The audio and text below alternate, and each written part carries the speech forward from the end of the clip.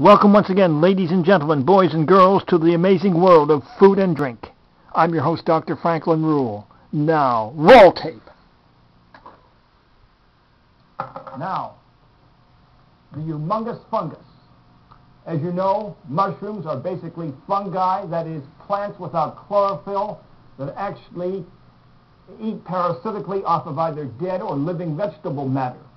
There are many types. The most common, of course, your ordinary table mushroom, which has a cap, gills, and stem. Then there's the portobello mushroom. That actually is simply a much larger version of your standard table mushroom. There is the woody ear mushroom, which is dark and looks greasy, but is very tasty.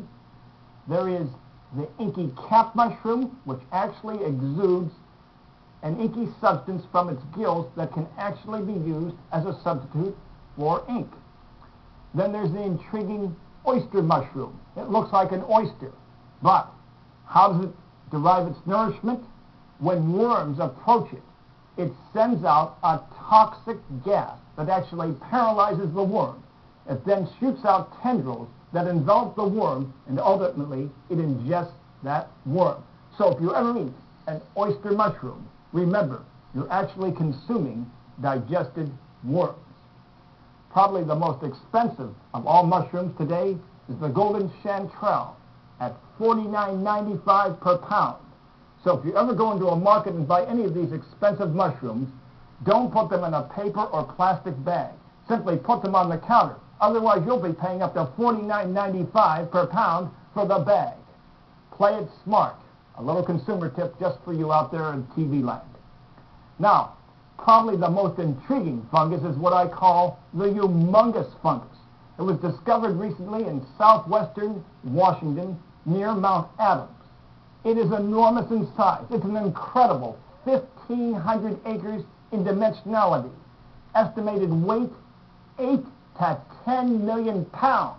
And its age, anywhere from 400 to 1,500 years. An incredible example of a giant mushroom. A second one also has been discovered, this one in the Upper Peninsula region of Michigan. It's actually smaller. It's only about 40 acres in dimensionality, weight about 220,000 pounds. And of course, a question immediately arises. Where did this humongous fungus come from?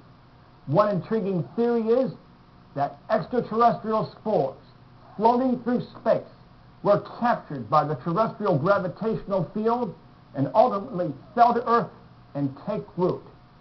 Possible proof that we're not alone in the universe from the mushroom world.